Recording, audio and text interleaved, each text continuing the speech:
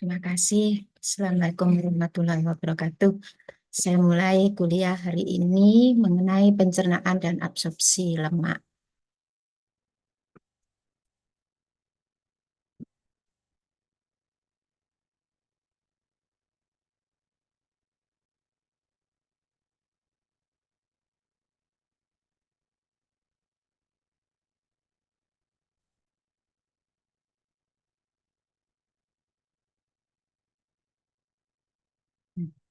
Sebentar, maaf saya share lagi ya.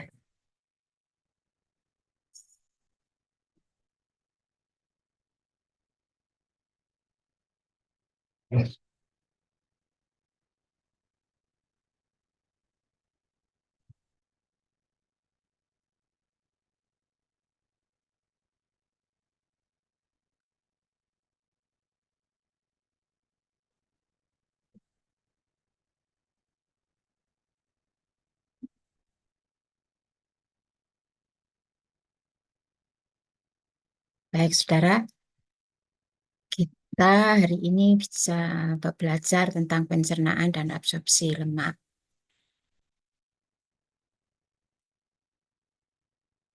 Pokok bahasannya ini, kemudian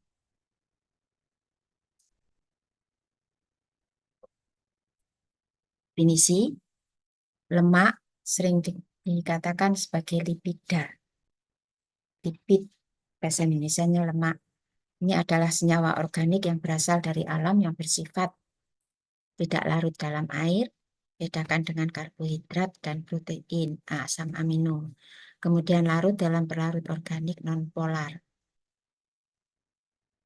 Bersifat hidrofobik dan hidrofilik sekaligus, jadi amfifilik.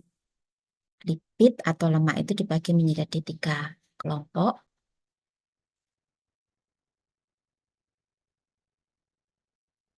Pembagian itu berdasarkan struktur molekul. Ada 3 golongan besar, yaitu simple lipid, fat, fats. Fat itu yang trigliserida, yang kita pelajari sehari-hari. Kemudian malam, wax malam atau lilin. Kemudian kompleks lipid, itu contohnya fosfolipid, jadi lipid yang mengikat fosfat. Ada glikolipid, lipid yang mengikat glikogen, dan lain sebagainya. Ada lipid yang mengikat asam amino, aminolipid. Kemudian ada yang lipoprotein. Jadi bukan asam amino, sekedar asam amino saja, tapi protein dalam bentuk utuh itu dengan asam amino sekian 100 ke atas itu mengikat mengikat lipid atau lemak, lipoprotein. Ini yang nanti akan kita kita kita singgung, ada kita pelajari lipoprotein itu. Karena dia nanti yang merupakan carrier atau pengangkut dari trigliserida atau kolesterol yang ada di dalam tubuh kita. Kemudian prekursor dan derivat lipid itu adalah asam lemak. Jadi di sini asam lemak itu sebetulnya prekursor atau derivat lipid. Kemudian gliserol, steroid, asam lemak dan gliserol ini kalau jadi satu itu namanya yang triasilgliserida atau TG. Kemudian ada alkohol, sterol, dan lain sebagainya. Selanjutnya, nah, penggolongan lipid itu seperti ini singkatnya kalau dibuat bagan gambar, ya. Simple lipid, kemudian kompleks lipid, kemudian yang ketiga prekursor dan derivat lipid. Nah, simple lipid yang seperti apa? Simple lipid adalah asam lemak atau asam lemak yang membentuk ester dengan berbagai alkohol. Ini simple lipid. Di sini bagian-bagian alkoholnya itu bisa gliserol, kalau TG, triasilgliserol, atau sfingosin. Ada lemak khusus yang mengikat alkohol sfingosin dengan asam lemaknya itu. Ini simple lipid. Nah, kemudian kalau kompleks lipid itu adalah jika simple lipid itu, jadi simple lipid itu adalah asam lemak dengan berbagai macam alkohol, itu asam lemaknya itu mengikat gugus-gugus lain. Terserah amino, gula, dan sebagainya, atau alkoholnya mengikat gugus-gugus lain. Nah, gugus-gugus lain yang mengikat itu adalah bisa fosfat, karbohidrat, amino, atau sulfat. Ini kompleks lipid. Sedangkan yang golongan yang nomor 3, prekursor dan derivat lipid, yang seperti tadi ya, asam lemak dan sebagainya. Contohnya ini lipid netral, hasil gliserol, kolesterol, dan sebagainya. Berikutnya,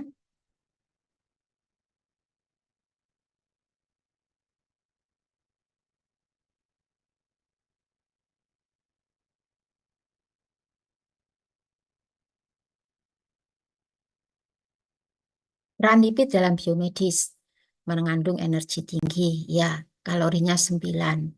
Karbohidrat itu. Karbohidrat berapa ya? Lupa saya. Pokoknya yang paling tinggi itu lipid 9. Asam amino itu cuma 4. Kemudian di sini mengandung energi tinggi, mengandung vitamin larut lemak, adek, lemak esensial, lemak yang tidak bisa didapat oleh tubuh, merupakan cadangan energi bagi tubuh, tentu saja dalam bentuk lemak. Cadangan energi untuk mereka yang kelebihan asupan energi. Kemudian yang kedua ini insulator, bukan yang kedua, yang kesekian, insulator panas bagi tubuh, bagi organ dan tubuh. Maksudnya jantung Anda, liver, dan sebagainya, pasti ada lemaknya sedikit. Ini dipergunakan untuk melindungi atau menjaga bahwa suhu yang ada di dalam organ itu tidak mudah keluar dan bagian luar tidak mudah masuk ke dalam. Nah, oleh contohnya saja mereka yang bertubuh besar biasanya lebih tahan terhadap cuaca dingin dibandingkan dengan mereka yang bertubuh lurus ya, kecil. Kemudian insulator listrik memudahkan aliran proses depolarisasi pada saraf. Mielin fungsinya di sini. Mielin itu adalah lemak, ya. Utamanya terdiri dari lemak. Kemudian penyusun membran energi, ini fosfolipid bilayer. Kemudian sarana bagi transport lipid sendiri, contohnya lipoprotein. Berikutnya ada 8 jenis lipid di sini. Nah, nomor 1 dan nomor 2 itu ditemukan dalam diet makanan, jadi asam lemak dan gliserolipida. Gliserolipida itu adalah lipid yang mempunyai mengikat gliserol. Nah, di sini tadi kan asam lemak sederhana kan, apa simpel lipid itu kan asam lemak kemudian alkohol. Nah, jadi asam lemaknya mengikat alkohol, di sana membentuk trigliserida. Jadi gliserida lipid merupakan lipid sederhana. Kemudian yang 3 sampai 8 ini ada di dalam sel, bukan dalam diet. Oh ya, tentu saja kalau diet kita itu makan yang dari hewan, penyusunnya itu adalah masuk ke dalam tubuh kita juga, tapi tidak sebanyak asam lemak bebas atau gliserolipid yang kita peroleh dari ya lemak hewan itu sendiri. Kemudian senyawa yang berhubungan dengan lipid itu adalah malam, prostaglandin atau eukosanoid, dan vitamin yang larut lemak. Berikutnya, sekarang kita mulai dengan asam lemak atau prekursor dari lemak tadi ya. Asam lemak kalau dia mengikat gliserol baru dia disebut sebagai simple lipid. Nah, ini mempunyai gugus karboksil. Monosakarida mempunyai gugus aldehid. Asam amino mempunyai 2 gugus, gugus karboksil dan gugus amina. Asam lemak hanya mempunyai gugus karboksil, ini gugus karboksilnya COOH. Di bagian ini dia bisa mengikat, di bagian gugus ini dia bisa mengikat gliserol untuk membentuk triasil gliserol sebagai lemak sederhana. Jadi di sini Asam lemak adalah asam karboksilat yang mempunyai rantai karbon panjang yang tidak bercabang. Jumlah atom C umumnya genap, ada dua macam, jenuh dan tidak jenuh. Tidak jenuh kalau ada ikatan rangkap. Ikatan rangkap satu saja cukup membuat asam lemak itu masuk golongan yang tidak jenuh. Nah, berkonfigurasi cis atau trans, masih ingat di SMA, cis, kalau gugusnya itu sama-sama ke satu arah, sama-sama ke atas, atau sama-sama ke bawah. Sedangkan kalau trans, gugusnya itu berseberangan, ada yang ke atas, ada yang ke bawah, pada atom C yang mempunyai ikatan rangkap. Fungsinya apa asam lemak ini? Seperti sudah disinggung tadi, menyimpan energi. Kemudian prekursor bagi senyawa lipida lain. Ini fungsi utamanya itu adalah menyimpan energi. Tetapi tentu saja KIE ke pasien menyimpan energi ya menyimpan energi, tapi jangan terlalu banyak. Karena kelebihan, salah satu dampak yang paling sederhana adalah menyebabkan reseptor insulin itu tidak terganggu atau sudah tidak peka lagi terhadap insulin, sehingga insulinnya tidak bisa berikatan. Kalau dia tidak bisa berikatan, maka transporter pada glukosa, transporter untuk glukosa masuk ke dalam sel tidak bekerja dengan baik. Hasilnya, glukosa akan meningkat dalam darah. Nah, glukosa meningkat dalam darah, penyakitnya adalah ini. Ya. Berikutnya,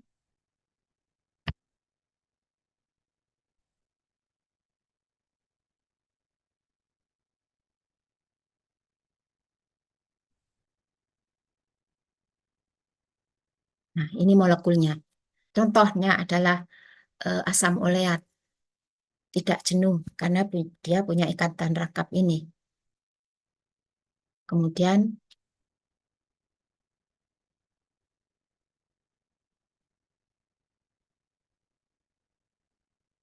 ikatan rangkapnya ini ya. Setelah itu ikatan rangkapnya adalah cis. Jadi kelihatannya hidrogennya ini sama-sama ke atas, sama-sama ke bawah. Kemudian ada 18 atom karbon.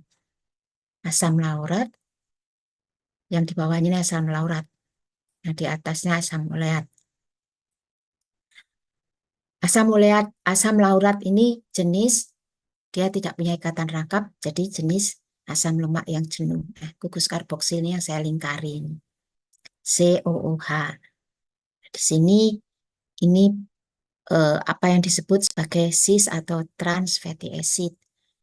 Yang atas ini, lihat kursor saya, itu cis. Sedangkan yang di sini, bawah, itu trans. Berikutnya, yang kedua tadi asam lemak, simple lipid. Sudah, bukan asam lemak ya, yang golongan ketiga, prekursornya, karena asam lemaknya.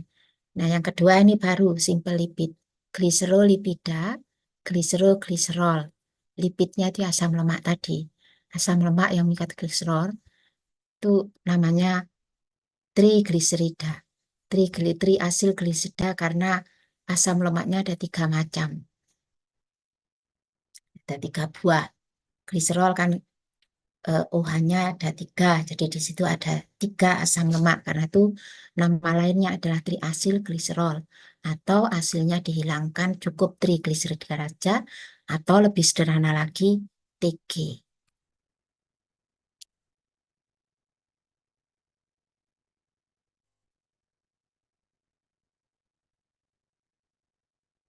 Nah, merupakan ester dari satu molekul gliserol dengan 3 molekul asam lemak berbentuk padat jika suhu rendah dan suhu tinggi berbentuk cair menghasilkan energi. Jenis lipida terbanyak di alam atau jenis karena terbanyak di alam, maka diet manusia juga tergantung apa yang ada di alam. Tentu saja akan dipilih yang paling banyak, jangan pilih yang tidak mungkin dipilih yang sedikit. Kalau enggak ya perkembangan spesies manusia akan terhambat. Nah, paling banyak di alam atau paling banyak ditemukan pada diet manusia. Berikutnya, molekul triasil gliserol seperti ini. ini gliserol, OH-nya ada 3. Nah, kemudian OH-OH ini akan mengikat gugus COOH dari asam lemak. Nah, karena OH dari gliserol ini ada 3, maka asam lemaknya 3 macam. Dan asam lemaknya 3 buah maksud saya. Tapi 3 buah itu tidak harus selalu sama. Bisa bermacam-macam, bisa yang sini rantai pendek, yang di sini rantai panjang, di sini pendek jenuh atau eh, pendek atau panjang jenuh ya, terserah. Pokoknya 3 ini tidak selalu seragam, boleh bermacam-macam.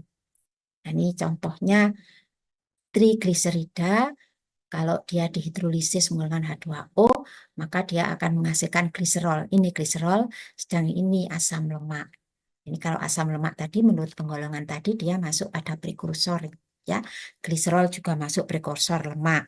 Jadi komponen-komponen lemak itu digolongkan pada prekursor-prekursor lemak. Nah, nanti kalau gliserol dan molekul lemak itu bisa 1, 2, atau 3, maka dia masuk kepada ya gabungan asam lemak dan salah satu jenis alkohol, dia disebut sebagai simple lipid.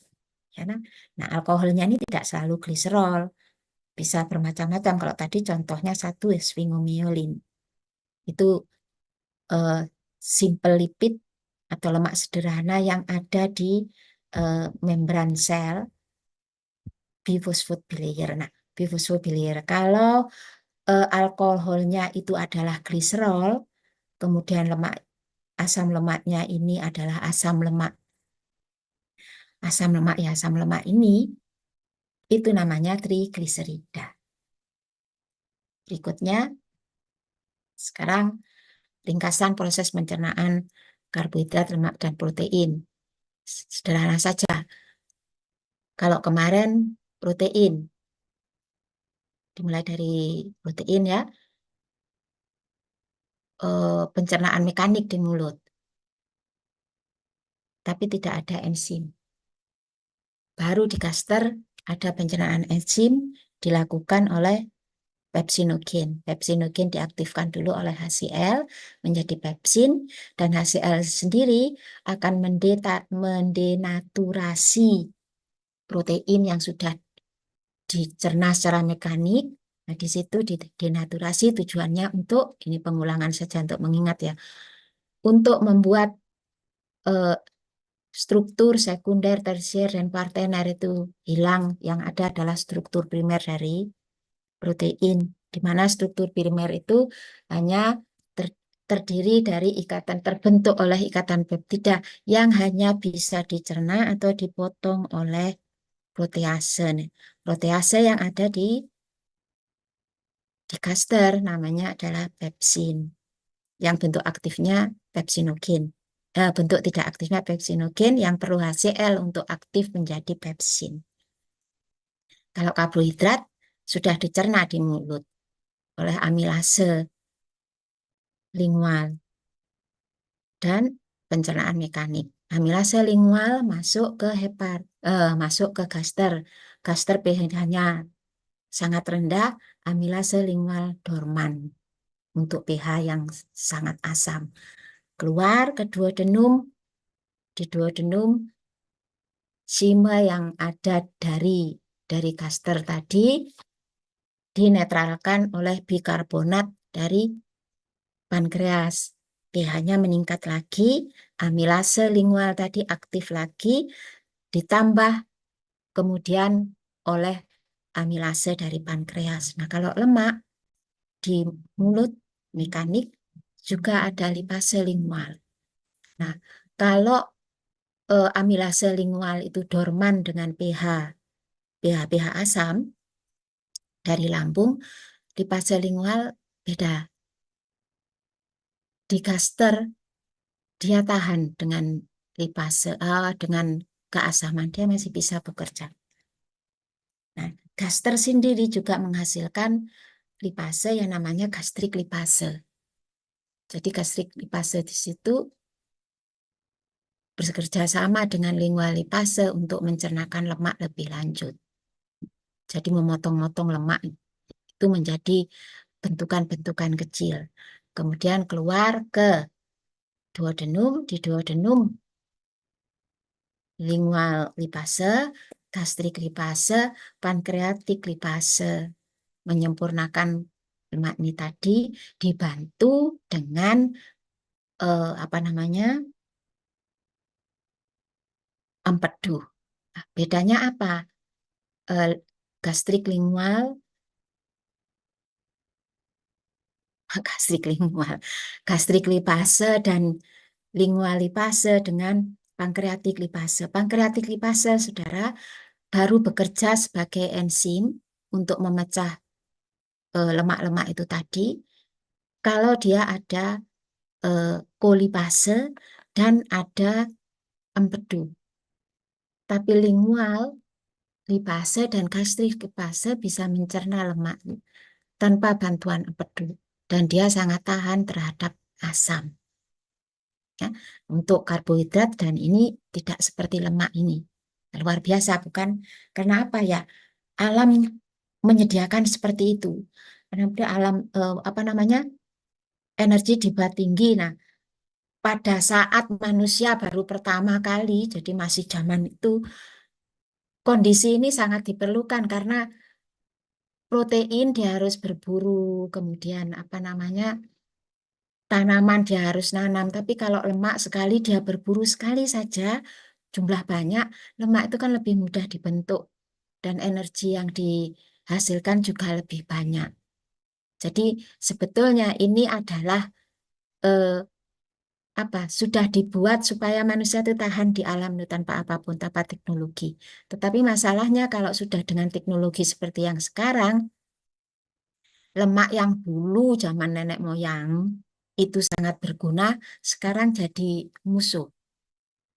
Karena sedikit saja dia sudah menyebabkan adanya kalori yang tinggi. Tapi masalahnya manusia-manusia modern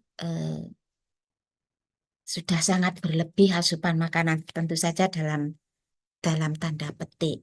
Dalam tanda petik itu maksudnya manusia-manusia yang mana dulu yang seperti itu ya. Kemudian yang tadi sudah itu saja eh, yang di apa yang pankreas lipase itu tadi nanti akan menyelesaikan pencernaan dari trigliserida.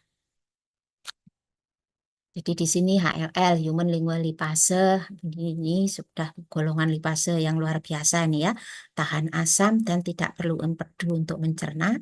Sedangkan human pankreatik lipase, dia perlu empedu dan kolipase. Jadi nanti itu ya, asistennya lipase ini, dia harus ada di misel-misel lemak itu untuk di droplet-droplet lemak atau emulsi-emulsi lemak itu supaya bisa menguraikan TG yang ada di emulsi itu menjadi asam lemak bebas dan monoasil gliserol. Di sini yang perlu dicatat adalah apa namanya, lipase itu mencerna mencerna lemak. Kalau tadi Anda belajar bahwa TG itu kalau dihidrolisa itu akan menjadi 1 molekul gliserol dan 3 molekul asam lemak. Tapi lipase itu tidak sedrastis itu hidrolisanya. Hidrolisanya dia satu-satu. Jadi 1 gugus lemak itu dia lepas. Biasanya yang dilepas adalah gugus yang paling atas. Ya paling tepi maksud saya. Kemudian asam lemak yang mengikat gliserol tadi, maaf ya.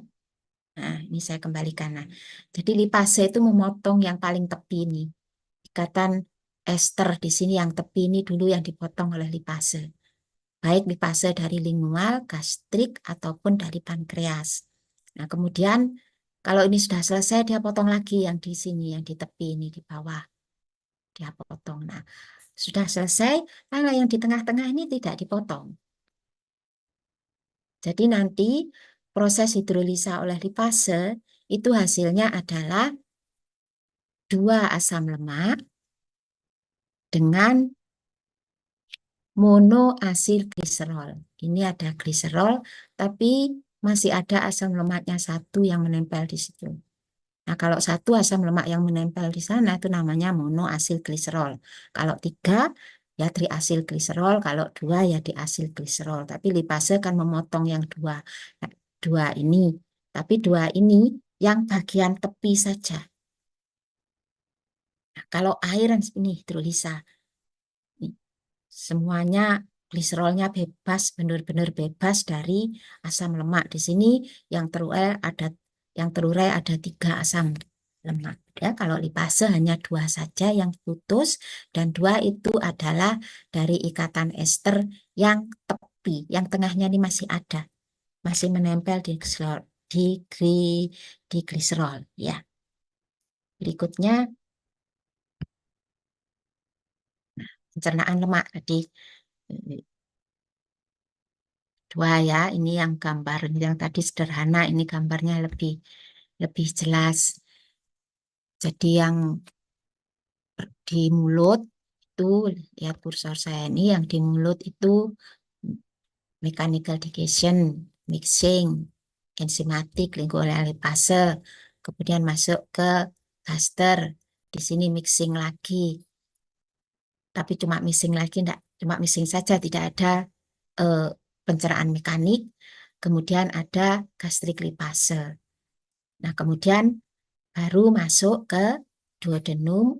Nah, duodenum terus ke bawah, itu nanti ada pankreatik lipase. Nah, di pankreatik lipase ini memerlukan empedu untuk mencerna enzim itu mencerna lemak lebih bagus. Tapi meskipun ribet, perlu bantuan ini, hasilnya sempurna. Jadi sebagian besar lemak itu akan terurai menjadi dua asam lemak dan 1 monoasil gliserol.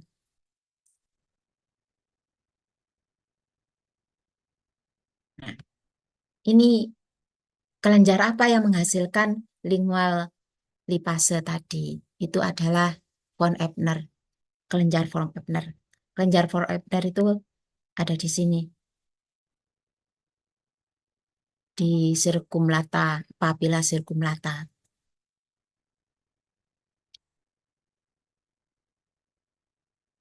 Dia yang menghasilkan apa namanya, lingual lipase.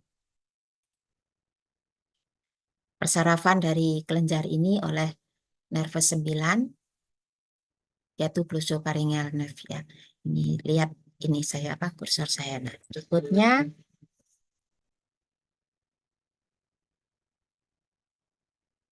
bagaimana apa namanya, mekanisme pemutusan ikatan ester pada triasil gliserol dengan menggunakan enzim lipase. Ini enzimnya. Bagian enzim yang diikat oleh triasil gliserol itu adalah residu aspartat, histidin, kemudian serin.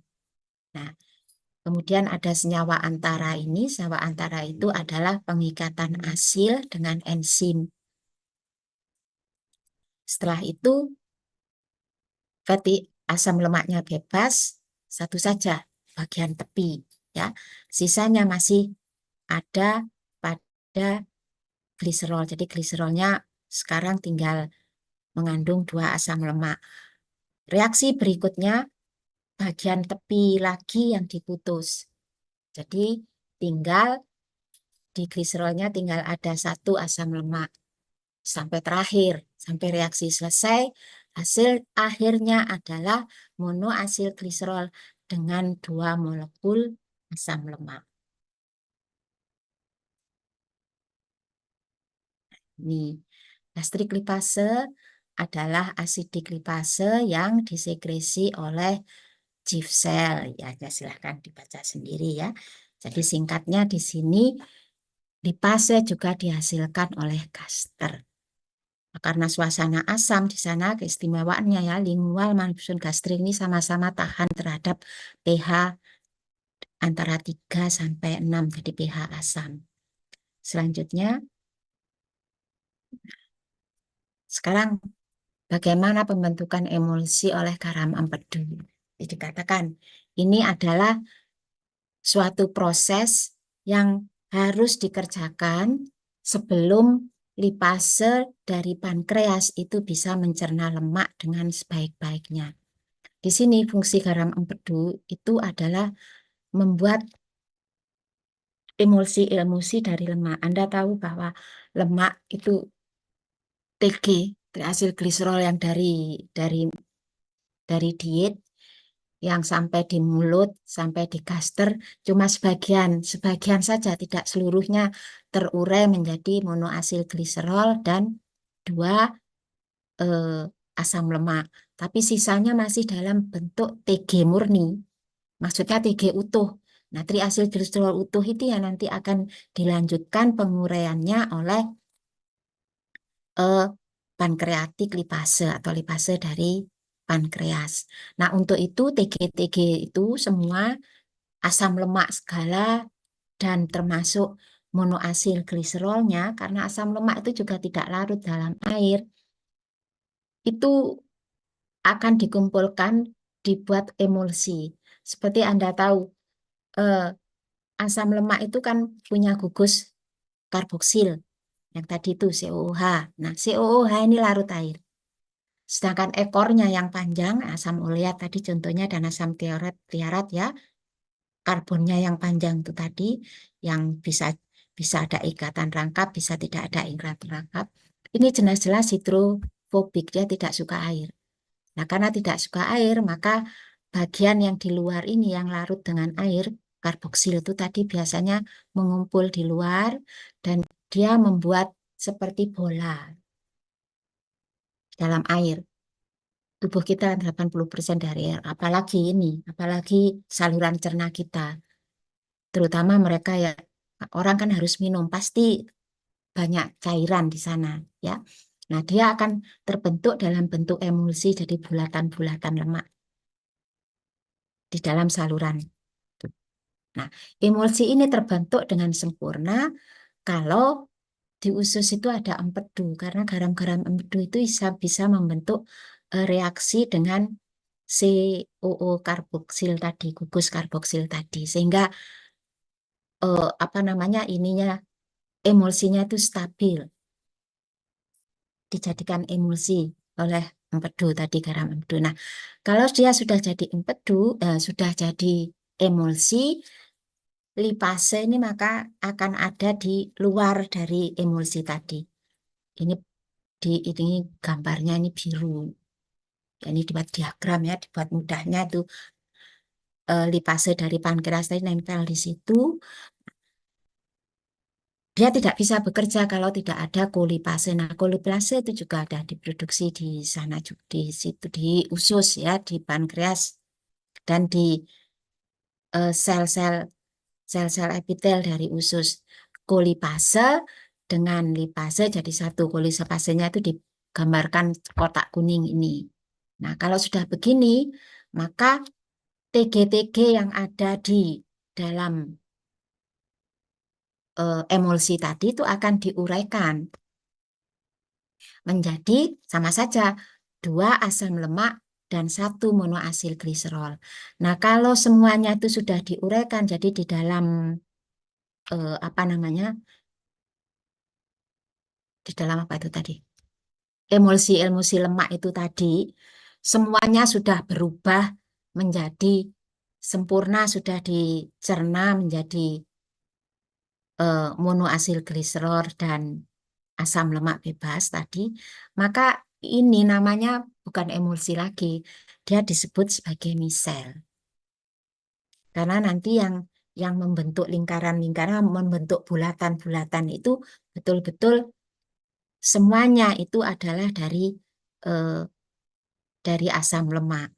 Nah, kalau sudah demikian, maka misel-misel itu kalau dia bergeser dengan eh, epitel dari saluran cerna, maka gliserol dengan monoasil gliserol dan asam lemaknya itu akan melakukan difusi masuk menuju sel enterosit.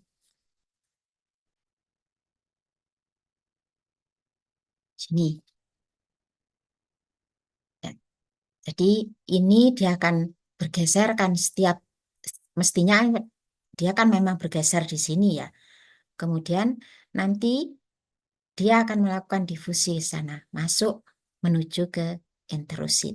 Nah, setelah monoasil gliserol dan dua itu tadi, eh, asam lemak tadi masuk ke enterosit, terjadi apa di sana?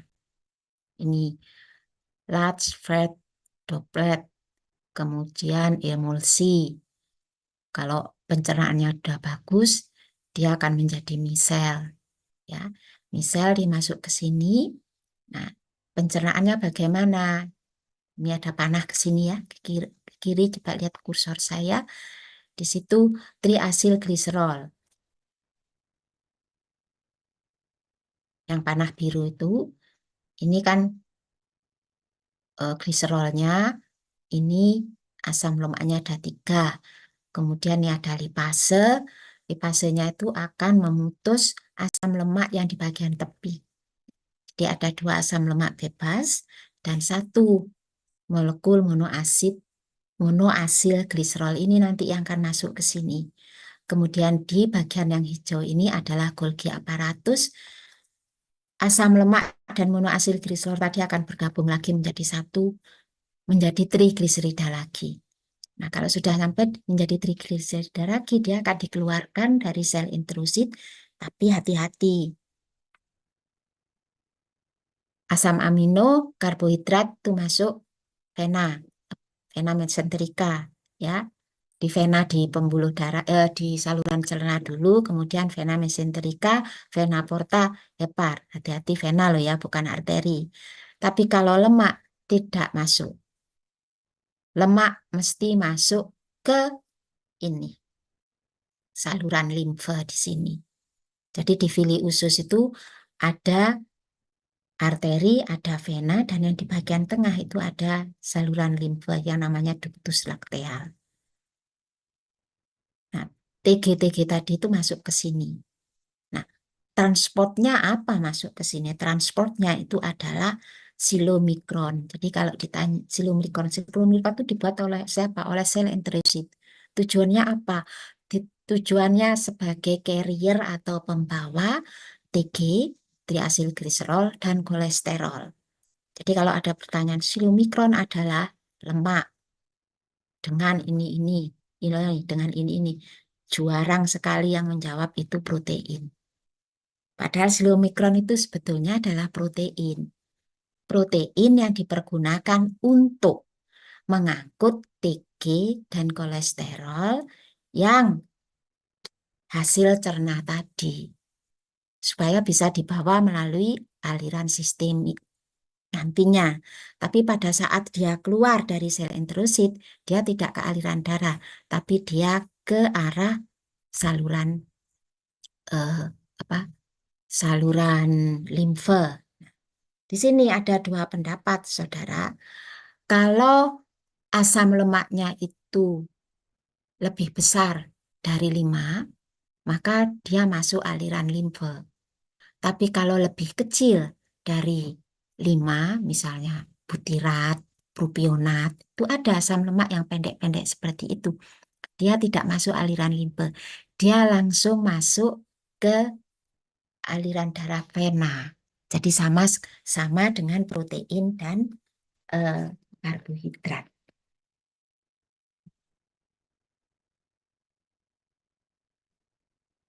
Di sini dijelaskan.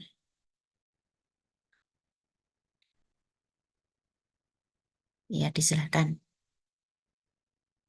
Ini short and medium chain fatty acid. Ini via kapilari. Kalau long chain fatty acid, ya tapi dia tidak menjelaskan kapan long chain itu mana, short chain itu mana. Yang short itu di bawah 6, ya di atas. Ada yang bilang di bawah 5, ada yang bilang di bawah 6, ya atas sekitar 5. Di bawah 5 atau 6 itu langsung masuk pembuluh darah sama dengan karbohidrat dan apa namanya? Asam amino. Tapi yang di atas 5 atau 6 dia masuk ke aliran darah limfe. Nanti masuk ke aliran darah sistemik mana? Lewat di mana? Dari limfe. Limfe yang tidak sama dengan vena dan arteri. Masih ingat hubungan antara limfe dan pembuluh darah? Yaitu terjadi di ada. Disitulah akan terjadi lipid-lipid ini yang dibawa oleh silomikron itu keluar, lalu dia mengalir ke aliran darah. Ya, sampai ke hepar nantinya. Berikutnya,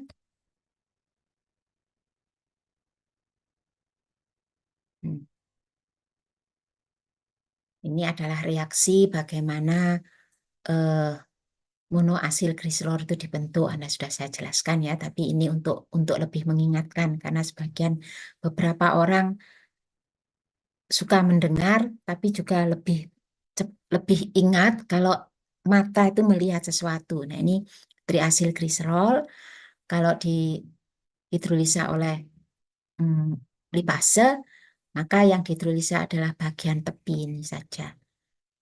Jadi bagian tepi ini yang asam aminonya lepas, tapi yang di tengah tidak. Jadi ini monoasil gliserol dan ini asam lemak bebas 2 molekul saja.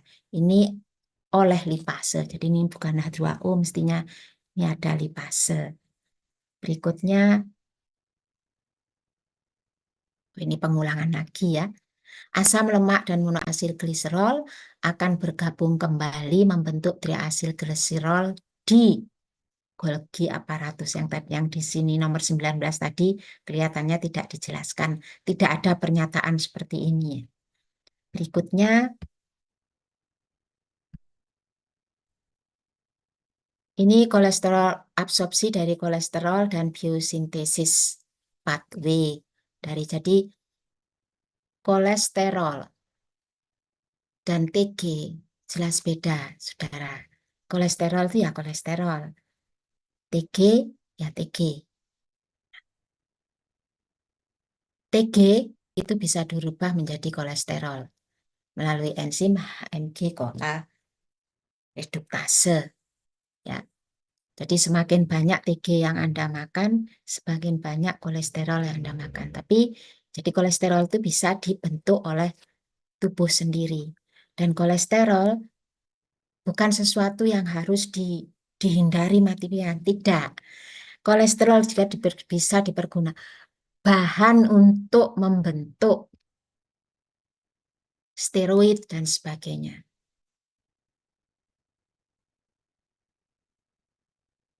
Kemudian ini dietari kolesterol ya, saya lanjutkan. Kemudian ada dietari kolesterol ester, mengikat sesuatu. Kemudian kolesterol esterase ini akan melepaskan kolesterol itu dari ester-esternya. Nah, kemudian di lumen usus, campuran dari kolesterol ini, diantaranya dia juga apa namanya, di incest lumen ini hepatic bile. Dia memerlukan ya seperti tadi, seperti TG tadi, dia memerlukan empedu supaya dia bisa membentuk misel-misel atau supaya dia ada di dalam emulsi-emulsi. Jadi di TG dan kolesterol itu selalu bergabung jadi satu karena kita dapat itu semua dari molekul lemak yang ada di diet. Kemudian ini reseptornya atau transporternya masuk ke enterosit. Ini kolesterol itu akan menjadi kolesterol ester. Kemudian kolesterol ester ini sama seperti TG, dia akan diangkut oleh silomikron. Nih, protein silomikron mengangkut kolesterol ester. Ini cuma dipisah, tapi mestinya TG juga ada di sana. Cuma ini supaya biar jelas ya. Kemudian lewat mana? Lewat pembuluh darah limfe. Dia masuk ke hepar melalui dari limfe kemana ya? Melewat pembuluh darah limfe atau dia masuk ke hubungan dengan pembuluh darah melalui subclavia sinistra. Kemudian masuk ke sini. Nah, ya ini akan di sini akan apa namanya di di di dikumpulkan jadi satu. Kalau di sini ada HMG-CoA, ini pembentukannya berasal dari lemak. Dan ini di sini ada VLDL, HDL, dan sebagainya. Jadi pembentukan kolesterol dari lemak yang dibawa oleh LDL dan dibawa oleh protein VLDL. Berikutnya, ini yang saya katakan tadi ya, short chain fatty acid. Ini masuk ke sini, saudara. Ini kan pembuluh vena. Nanti akhirnya vena mesenterika, kemudian masuk vena porta. Tapi kalau silomikron dengan apa namanya, dengan lemak, rantai lemak di atas 5 atau 6 mengikat silomikron, dia dibawa ke hepar melalui pembuluh darah limfe. Jadi ini ke jantung dulu. Di sana ada vena subclavia kiri.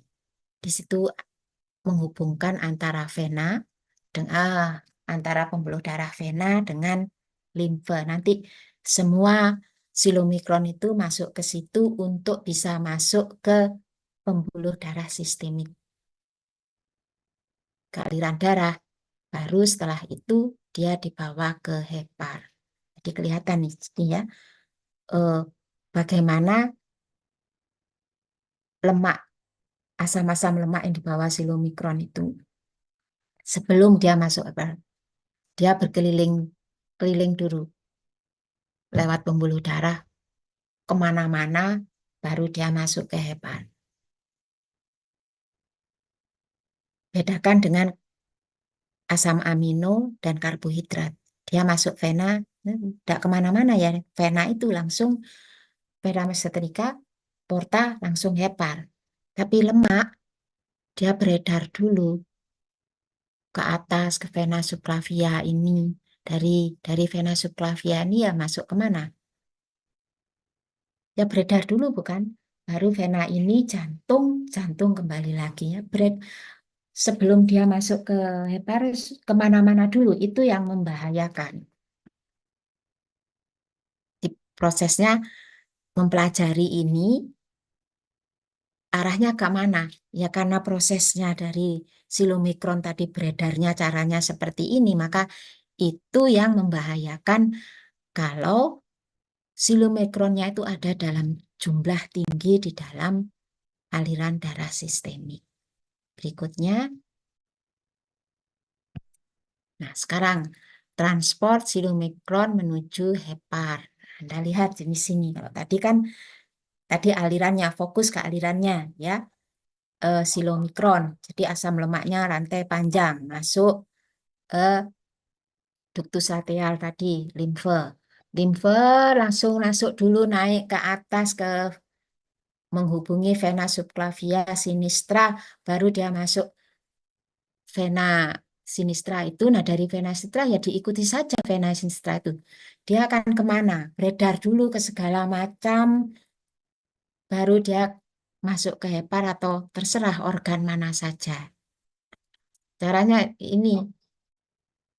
Jadi ini TG, small intestine, diuraikan menjadi asam amino dan monoasid gliserol, kemudian digabungkan lagi di Golgi apparatus, di enterosit, jadi TG lagi, kemudian ditangkap oleh silomikron, suatu protein yang merupakan carrier dari asam lemak itu tadi, dibawa ke limfatik tadi, ya.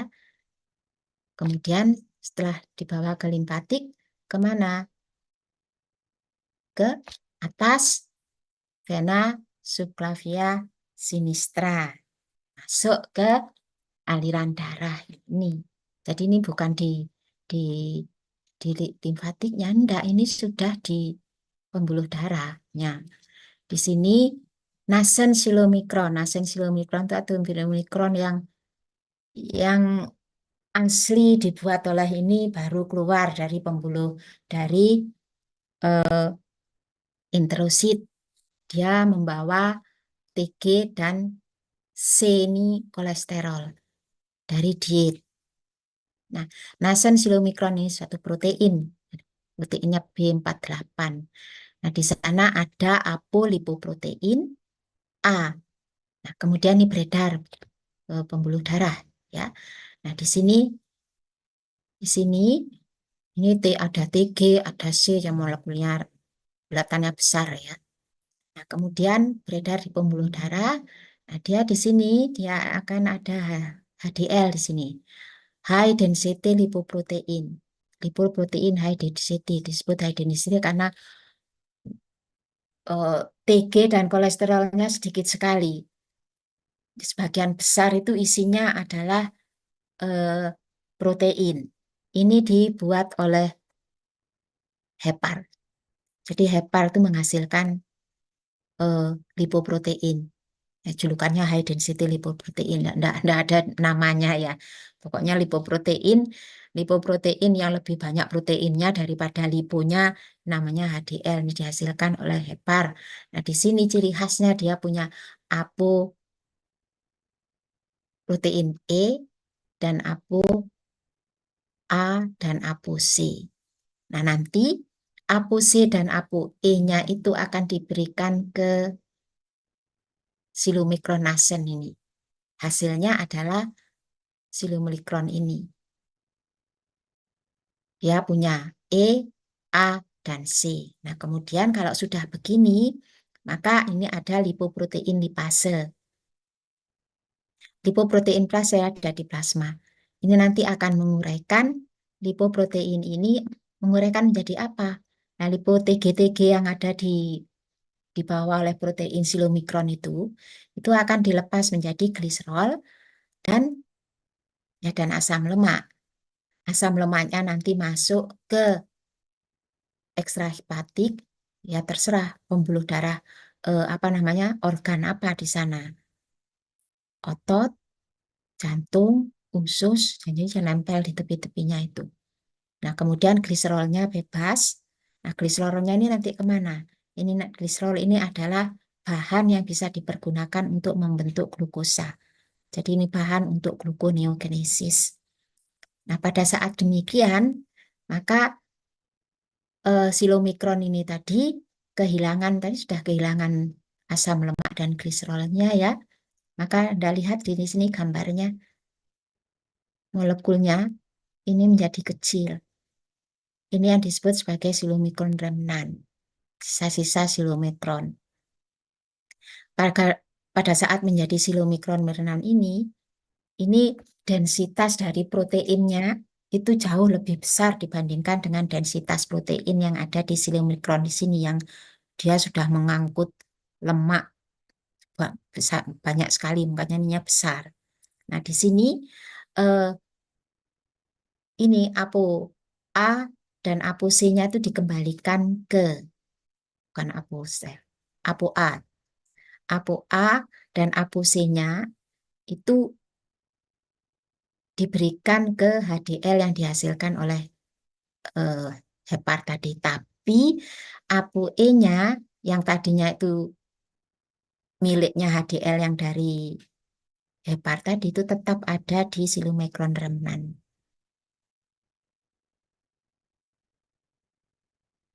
Ya, silomikron yang dibuat oleh oleh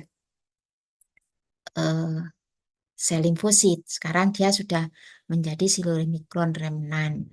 Bedanya apa? Bedanya tinggal setidaknya nih, gambar ini bagus ya, saudara penggambarnya. Anda lihat di sini, kuningnya ini yang kecil. Oh, ini besar. Dia memang ditugaskan untuk membawa TG dan kolesterol hasil pencernaan yang di usus untuk dibawa keluar. Sedangkan yang di sini ini dia sudah menyerahkan, ya. Sudah menyerahkan TG dan sebagian kolesterolnya itu ke ya jaringan yang membutuhkan, aja mengecil sekarang. Jadi kalau ditanya, jadi di dalam penelitian itu apa bedanya silomikron renam dan nasen silomikron ini, ApoE-nya ini. Dan besarnya molekul. Kalau ini besar karena ada TG dan kolesterol. Kalau ini di sini sudah tidak ada. Kalau di sini ada A, kalau di sini adanya cuma E yang dia peroleh dari HDL yang dihasilkan oleh eh, hepar. Bisa dilihat, iya saudara. Kalau enggak begini kan enggak, kita enggak tahu. Ada bedanya, jelas ada bedanya. Tapi agak rumit ya, karena yang dilihat itu adalah susunan protein. Jadi Anda lihat di sini. Di sini nasen silomikron, kemudian renam silomikron, tetap jadi satu. Molekulnya itu dengan kode susunan protein-proteinnya itu adalah B48. Kalau ada molekul, ada protein dengan sedikit kandungan lemak atau banyak kandungan lemak, tapi susunan-susunan asam amino dari protein itu seperti ini kan sudah dideteksi dulu seperti B48 ya, Cak. Para peneliti tidak ragu-ragu mengatakan eh, ini adalah lipoprotein silomikron. Nah, kemudian silomikron rem 6 ini kemana? Dia akan masuk ke hepar. Nah, HL ini adalah hepatic lipase. Nah, TG-TG yang masih ada di silomikron Mirnan ini akan diuraikan menjadi fatty acid dan tentu saja gliserol. Nah, kemudian kolesterol yang ada juga dimasukkan di hepar sini. Simpan di sini. Nah, tentu saja seberapa banyak kolesterol dan asam lemak yang masuk di hepar. Sebanyak yang Anda masukkan lewat diet. Semakin banyak ya semakin. Jadi pagi makan sate sekian. Setelah makan sate haus, minumnya bukan air putih, tapi ke es krim. Setelah dari es krim masih dia nasi ke anak. Nah, eh, ke es campur dan sebagainya dan sebagainya. Ya, ya sejumlah itulah yang nanti akan diberikan ke hepar, disampaikan ke hepar. Berikutnya itu tadi transport silomikron ya. Ini hati-hati untuk slide 24, 25 itu itunya hampir ini apa namanya? Eh, slide-nya hampir sama, persis judulnya yang berbeda. Judulnya ada di kanan ini, di kanan kanan atas. Kalau ini transportasi VLDL, very low density lipoprotein, HDL, dan bagaimana LDL itu dibentuk. Nah, kalau tadi silomikron dibentuknya di introsit. Nah, VLDL itu pembentukannya ada di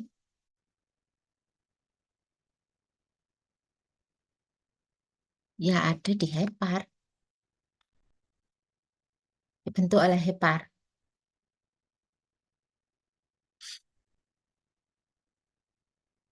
Ini fatty acid VLDL. Jadi fatty acid yang berlebihan yang ada di hepar, itu hepar akan membentuk fatty acid dan kolesterol yang diberikan oleh silomikron tadi. Jadi tumpuk di hepar ya. Hepar merasa ini tumpukan asam lemak dan kolesterolnya ini sudah banyak sekali. Kemudian dia membentuk protein very low density lipoprotein. Dia membentuk lipoprotein dulu. Tapi kemudian lipoproteinnya itu dipergunakan untuk mengikat kelebihan asam lemak dan kolesterol tadi.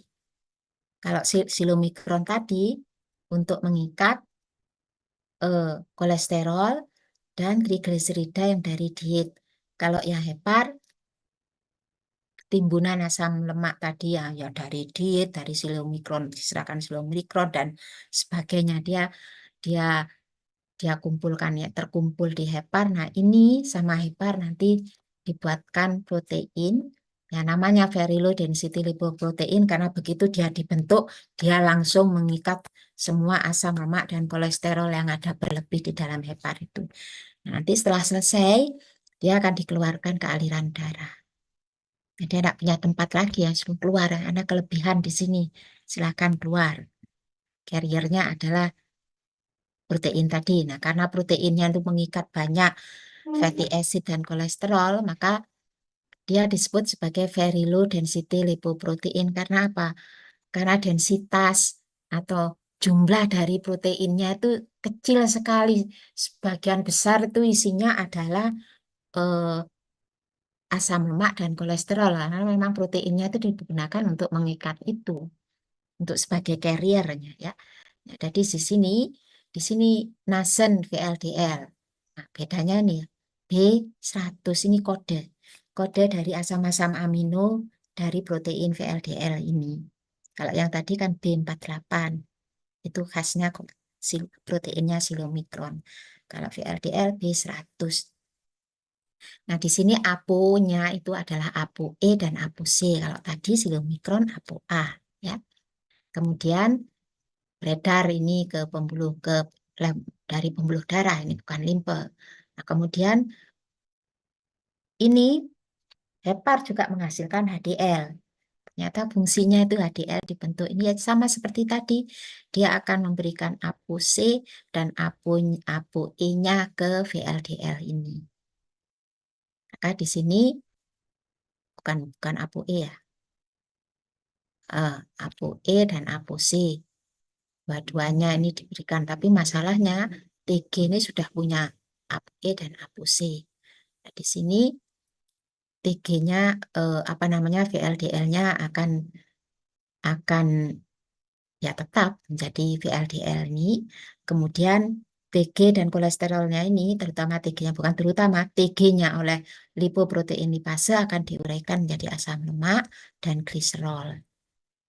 Sama seperti tadi ya. Kemudian karena lipoproteinnya, karena apa TG tadi sudah diuraikan oleh lipoprotein menjadi, maaf ini kok bergerak, menjadi asam lemak dan gliserol, maka ini Anda lihat lingkarannya kan kuning ini ya. Lemaknya sudah diuraikan jadi asam lemak dan gliserol, ini kuningnya jadi kecil karena TG-nya sudah berkurang, sudah terurai. Jadi VLDL remnan sisa-sisanya itu proteinnya sekarang jadi konsentrasinya atau perbandingannya menjadi lebih besar, tapi molekulnya jadi lebih kecil. Di sini APO-nya itu yang ada tinggal APO-E. Karena APO-C-nya ini dikembalikan lagi ke HDL, diikat lagi oleh HDL. VLDL yang sudah kehilangan APO-C dan sudah kehilangan sebagian besar dari TG-nya ini, molekulnya menjadi kecil, ini disebut sebagai IDL atau VLDL6. Sudah tersisa.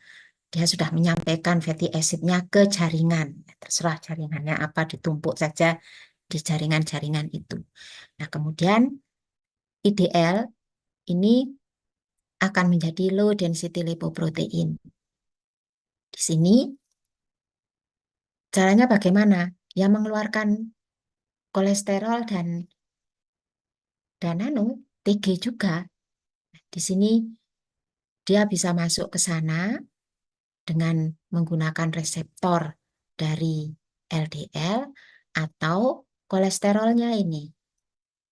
Dia masuk ke hepar lagi. Di sini low density lipoprotein ini sebagian besar itu isinya kolesterol saja, TG-nya sudah keluar. Kalau masih ada TG namanya IDL. Caranya tahu bagaimana ya diteliti satu-satu, saudara.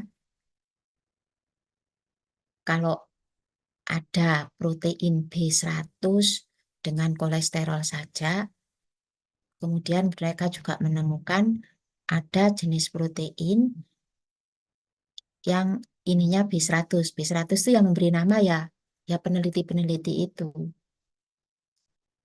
Yang Yang diberikan oleh alam hanya susunan dari asam-asam aminonya. Asam-asam aminonya sama, tapi yang ini kok banyak TG-nya dan kolesterol, sementara yang ini banyak kolesterol tapi TG-nya sudah tidak ada. Lalu mereka berpikir bahwa TG-nya itu akan diuraikan. Karena ini gambarnya sama ya, mestinya ini jauh lebih, sedikit lebih kecil lagi.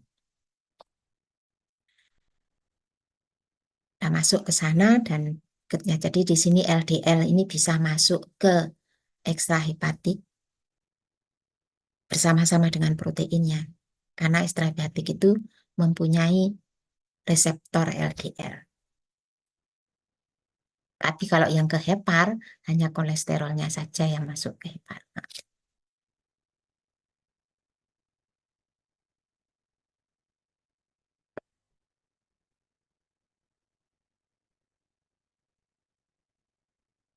Nah, ini penjelasan slide 24-25. Berikutnya, ini saudara, kalau Anda masih bingung, kenapa sih HDL kok malah yang lebih kecil bentuknya ini? Ini silomikron yang paling kiri, ini VLDL, ini IDL, ini LDL, dan ini HDL. Jadi pola berpikirnya para peneliti itu adalah yang hijau, yang hijau ini kolesterol, yang ini trigliserida, ungu fosfolipid, hitam apolipoprotein.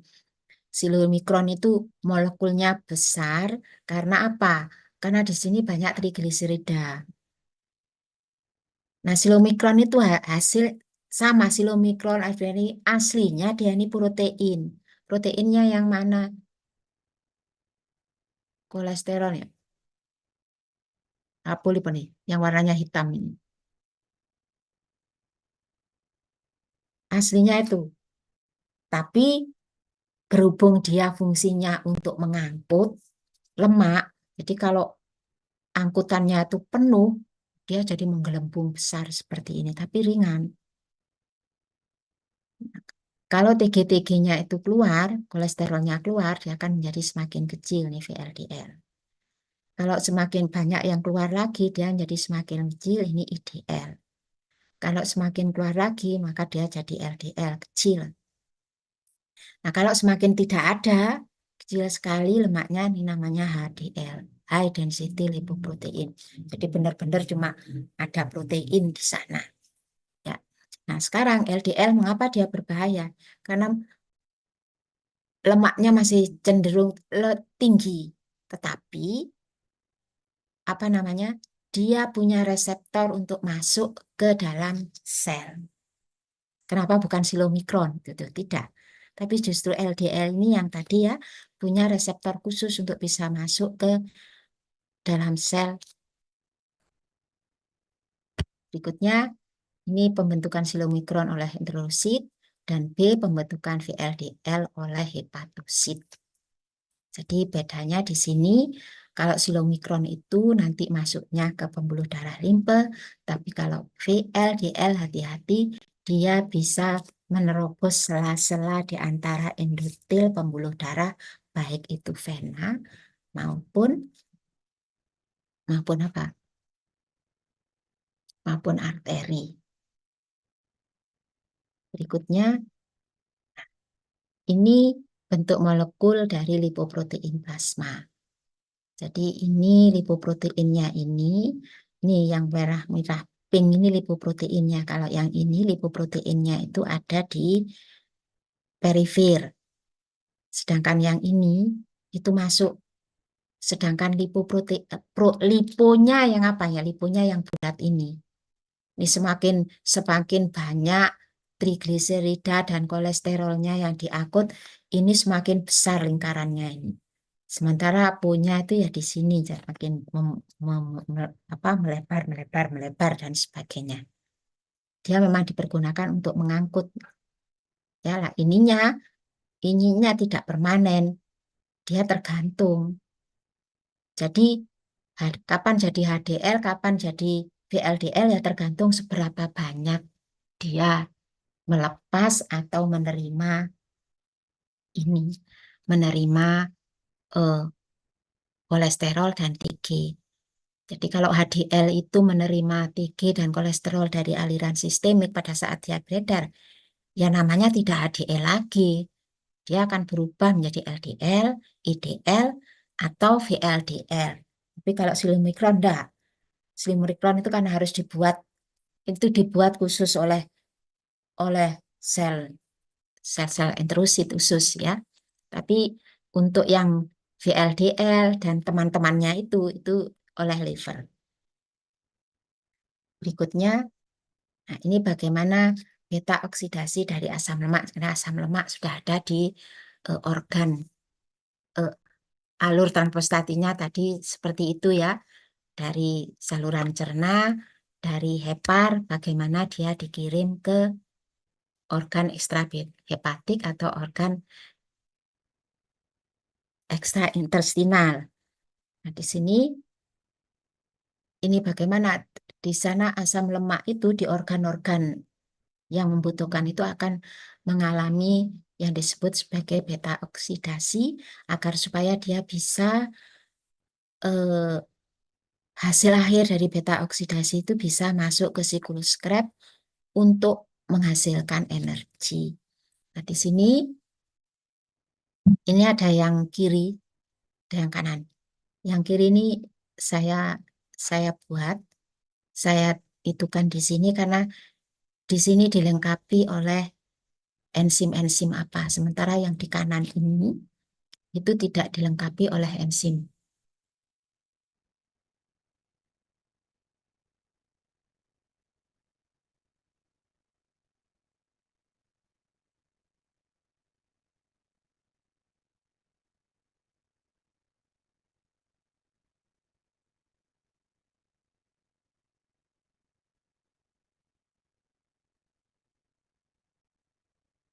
Jadi di sini triasil gliserol. Reaksi yang di atas itu terjadi di sitosol. Kemudian yang di bawah ini itu mitokondrianya. Mitokondria adalah eh, benda-benda yang ada di sitosol. Bukan inti loh ya. Nukleus lain lagi. Tapi adalah benda-benda organ-organ yang ada, organel sel yang ada di sekitar inti di sana. Nah, ini sitosolnya ya sitosolnya sel. Jadi triasilgliserol dia akan menjadi asam lemak oleh proses lipolisis. Nah, di sini dia akan bereaksi dengan koenzim A menjadi asil koenzim C atau fatty asil koenzim A. Ada yang menyebutkan asil koenzim A, ada yang menyebutkan fatty. Fatty itu untuk menunjukkan bahwa asil CoA-nya, asilnya itu berasal dari asam lemak. Nah, kalau CoA-nya tadi sudah belajar kita ya. Koenzim A dibuat dari asam pantotenat. Kemudian menjadi koenzim A. Nah, koenzim A dipergunakan untuk apa? Nah, untuk ini. Untuk diikatkan kepada asam lemak untuk menjadi asil CoA. Nah, setelah itu dia akan bereaksi dengan karnitin, kemudian masuk di sini menjadi fatty asil karnitin. Ini saluran terluar dari yang atas ini saluran terluar yang menghadap sitosol dari mitokondria. Sedangkan yang di bawah merah yang di bawah ini adalah membran dalam dari mitokondria. Di sini eh, hasil karnitin tadi kan sudah mengikat karnitin dia bisa menembus membran yang bagian dalam ini. Nah, hasilnya adalah karnitin akan dilepas. Ya. Kemudian di sini hasil CoA-nya akan masuk ke siklus beta oksidasi. Nah, di sini ada ikuti kursor saya beta ketul asil koenzim A yang nantinya dengan apa namanya kalau ada koenzim A ini dia akan menjadi asetil CoA. Nah, asetil CoA-nya ini nanti yang akan masuk ke siklus Krebs. Jadi tujuannya adalah untuk membentuk asetil CoA. Karnitin dipergunakan agar supaya asil CoA itu bisa masuk ke dalam mitokondria.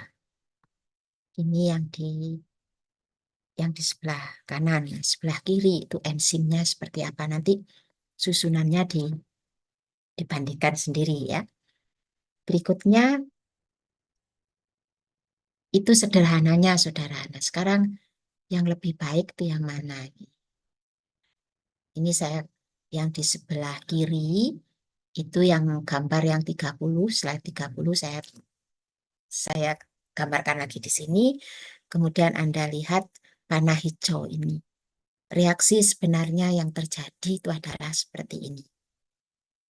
Seperti yang kanan, maksud saya bagaimana karnitin itu memfasilitasi fatty acyl CoA masuk ke dalam mitokondria supaya dia bisa mengalami reaksi beta oksidasi untuk menjadi asetil CoA. Kalau sudah bisa menjadi asetil CoA, maka dia bisa masuk ke siklus Krebs atau siklus TCA untuk menghasilkan ATP. Nah, jadi Anda lihat panah hijau ke kanan. Di sini yang atas ini adalah membran yang terluar dari mitokondria, sedangkan yang di bawah itu membran yang bagian dalam. Sama ya, kalau di sini warnanya coklat, membran ini cuma digambarkan lapis. Nah, membran yang terluar ini, kalau di kiri hanya digambarkan lapisan satu coklat, kalau di sini ternyata tidak sesederhana itu. Di sini, di membran yang terluar dari mitokondria itu ada enzim namanya asil CoA sintetase. Jadi, asil CoA itu reaksinya atau pembentukannya itu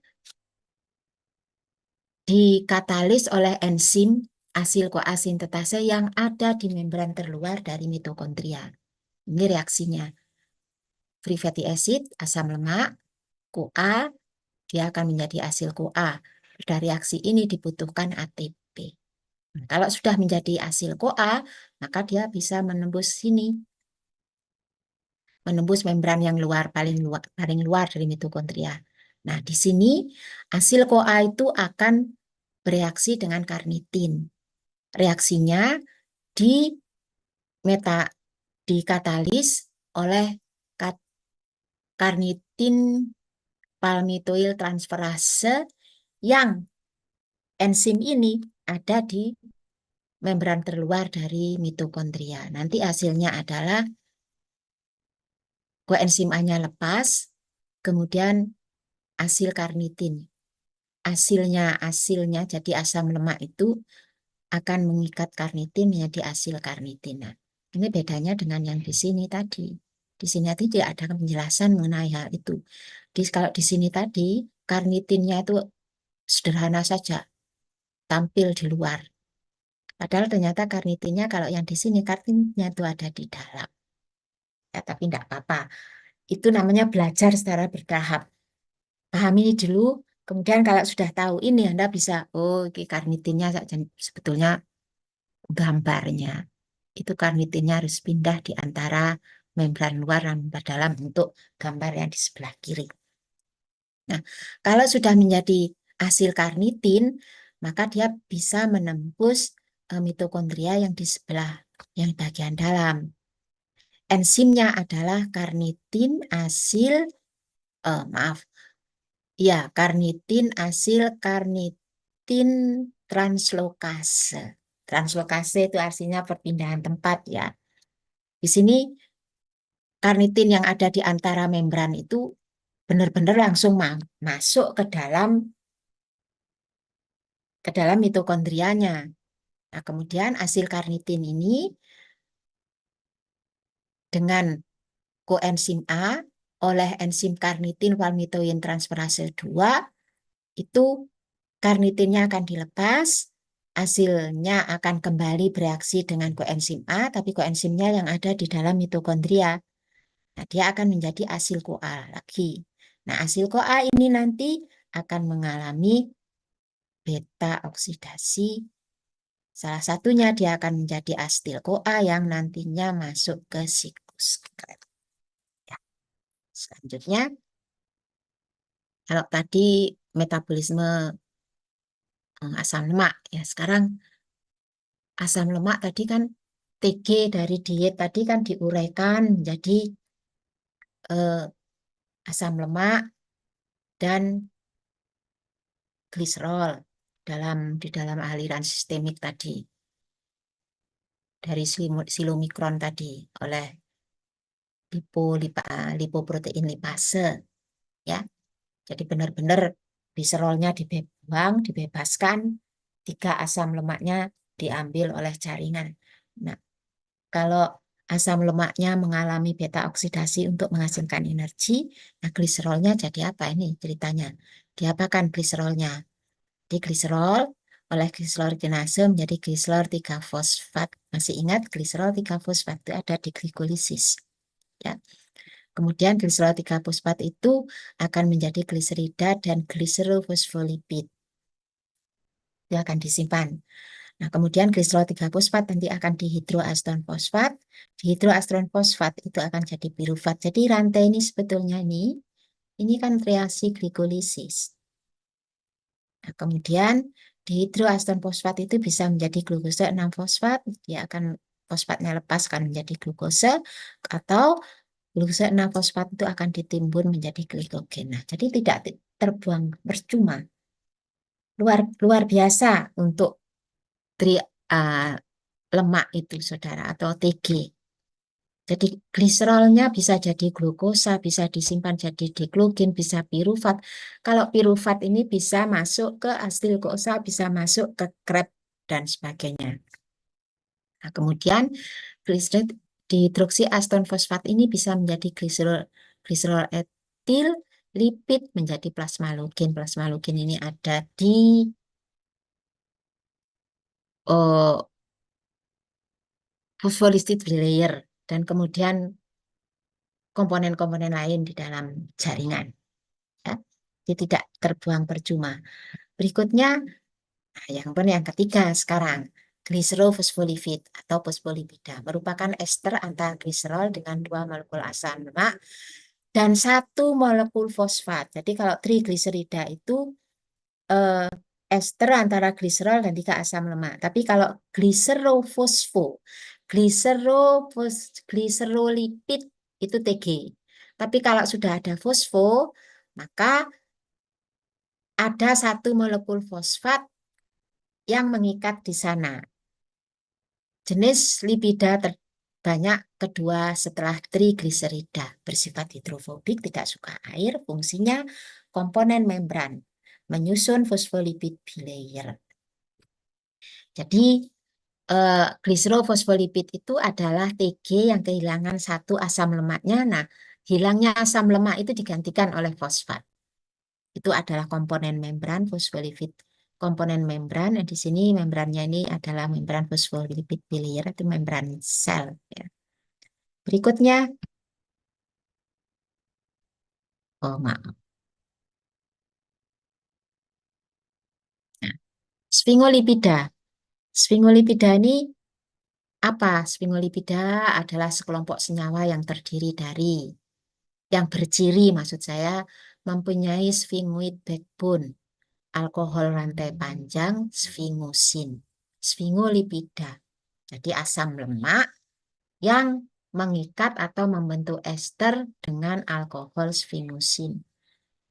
Pada molekulnya ada asam aminoserin dan molekul asil dari asam lemak rantai panjang. Selanjutnya akan diubah menjadi seramida. Molekulnya seperti apa? Ini molekul sfingolipida. Yang warnanya biru, ini adalah sfingosin, alkoholnya. Sedangkan yang warnanya merah, itu gugus itu asam lemaknya. Kan lemak sederhana tadi terdiri dari asam lemak dan alkohol, terserah alkohol gamma. Jadi ini lemak simple lipid ini. Nah, kemudian di bagian tengahnya di sini itu ada asam aminoserin dan fosfat juga. Ini molekul sfingolipida. Berikutnya,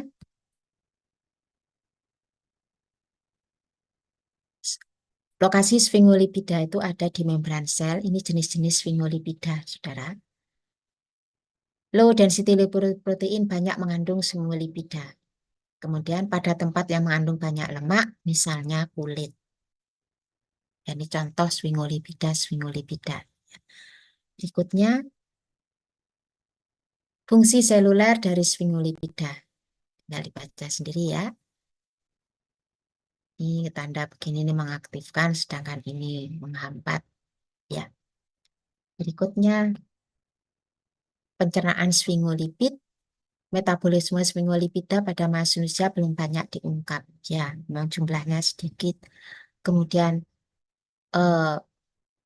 cairan pankreas mengandung tautokolat yang tergantung pada sfingomyelinase netral. Kemudian empedu mengandung alkalin sfingomyelinase. Kemudian absorpsi sfingolipid ini pada hewan coba. Ya. Sfingolipid diuraikan menjadi sfingosin dan seramid yang selanjutnya didegradasi menjadi asam lemak. Setelah itu diabsorpsi. Ya. Transportasi sfingolipid dalam serum oleh LDL, oleh VLDL. Oleh VLDL itu hanya yang mengandung seramid. Dan transport yang terakhir adalah HDL. Berikutnya sterolipida adalah molekul yang mengandung 4 struktur siklik karbon dengan sistem 665. Molekul ini tersusun planar, semua steroid berstruktur umum sama, tetapi mempunyai fungsi yang berbeda. Jadi sterolipida itu adalah senyawa steroid. Terdapat 4 kelas, yaitu asam empedu, hormon seks, mineralokortikoid, dan glukokortikoid. Jadi semuanya itu termasuk golongan lemak steroid ini ya. Selanjutnya nih steroidnya, saudara. Struktur dasar steroid. Nah, kemudian ini adalah berbagai steroid dengan gugus-gugus tambahan tadi. Fungsi steroid, molekul messenger yang mengendalikan fungsi biologi, kemudian penentuan jenis kelamin embrio. Setelah itu membantu pencernaan lemak melalui proses pembentukan emulsi. Ini yang empedu. Selanjutnya, herbal steroid, sterol, stanol, atau fitosterol. Ini fitosterol. Sumber fitosterol adalah gandum, jagung, kacang, minyak olive, almond, dan lain-lainnya. Berikutnya,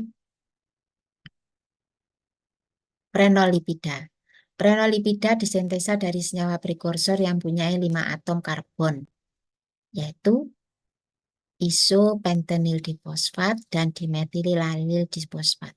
Semua vitamin yang larut lemak berstruktur dasar prenolipida. Jadi A, D, E, K struktur dasarnya adalah prenolipida. Karena itu lemak-lemak yang larut lemak ini masuk dalam lipida. Nah, lemaknya sendiri pelarutnya itu adalah trigliserida atau lemak sederhana. Kemudian ya ini isopentinil pirofosfat, dimetilyl pirofosfat molekulnya ya. Contoh prenolipida, vitamin larut lemak adek, koenzim Q10 atau ubiquinon. Berikutnya koenzim Q10. Q-nya itu quinon 10 jumlah unit isoprenilnya. Berperan pada rantai transport elektron. Masih ingat rantai transport elektron? Ya, koenzim Q10 itu merupakan komponen dari rantai transport elektron. Rantai transport elektron itu kan untuk menghasilkan energi kan glikolisis TCA, TCA nanti lanjut ke rantai transport elektron yang untuk menghasilkan ATP yang jumlahnya jauh lebih banyak dihasilkan di rantai transport elektron dibandingkan yang dihasilkan oleh Krebs dan glikolisis. Nah, salah satu komponen dari rantai transport elektron ini adalah koenzim Q10 yang merupakan lipid, digolongkan pada senyawa lipid. Berikutnya, nah ini elektron transport. Terdapat 4 kompleks enzim yang berperan dalam elektron transport di sini. Ini untuk mengingatkan saja ya. Nah, quinon itu berfungsi di sini. Di mana ada quinon? Ini ada QH2 atau Qi yang rantai biru. Jadi dia memang benar-benar berada di masuk dalam komponen elektron transport. 47 4 kompleks enzim pada elektron transport ya, kompleks 1, kompleks 2, kompleks 3, dan kompleks 4. Nah, Qi sitokrom, jadi ada di kompleks 3 ini. Atau kompleks 1, NADA koenzim Qi ada di kompleks 1 ya. Quinon, ini juga ada di kompleks 2. Quinon ada di kompleks 3, ini ada quinon, sitokrom, sedangkan kompleks 4 tidak ada. Jadi quinon itu ada di kompleks 1, 2, dan 3.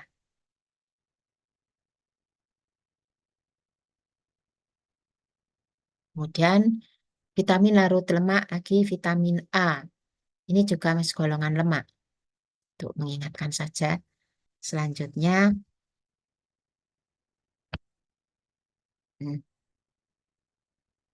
sumber dari vitamin D ini ya.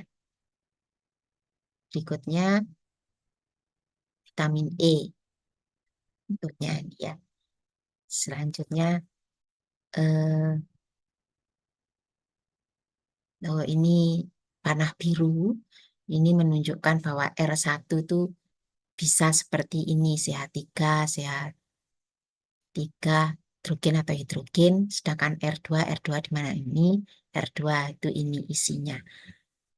Sedangkan jenis dari vitamin ini adalah tokoferol atau tokotrienol.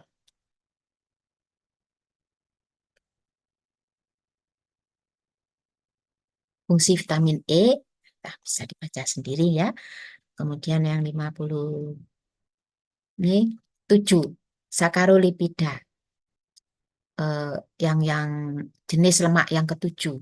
Sakarolipida adalah gliserolipida dan gliserofosfolipida yang molekul gliserolnya mengikat monosakarida. Jadi TG, tetapi gliserolnya itu mengikat monosakarida.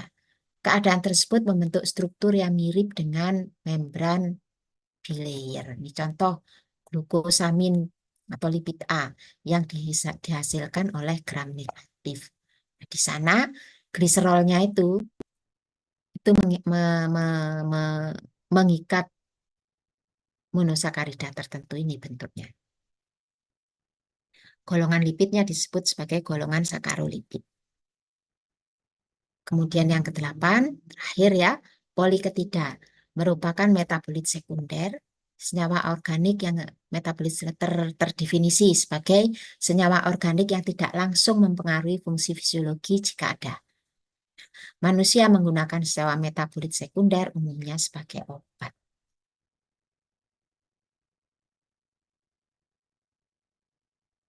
Contoh poliketida. Ini semuanya antibiotik dan imunosupresan.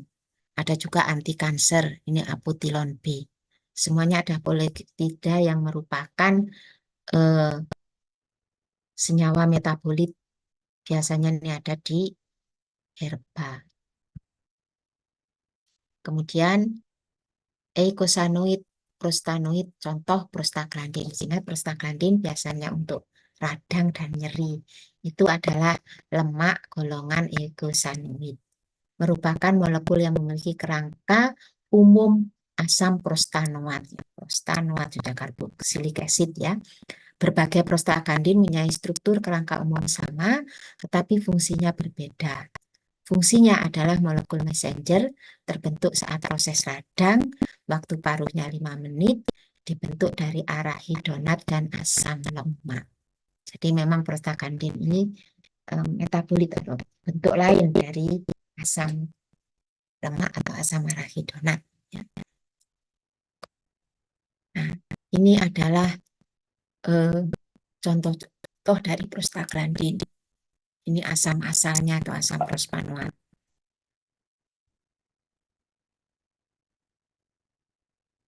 Nah, pembentukan eukosanoid. Nah, nanti dipelajari sendiri ini untuk mekanisme radang, bagaimana prostaglandin itu terbentuk. Ya, kemudian NSAID ini adalah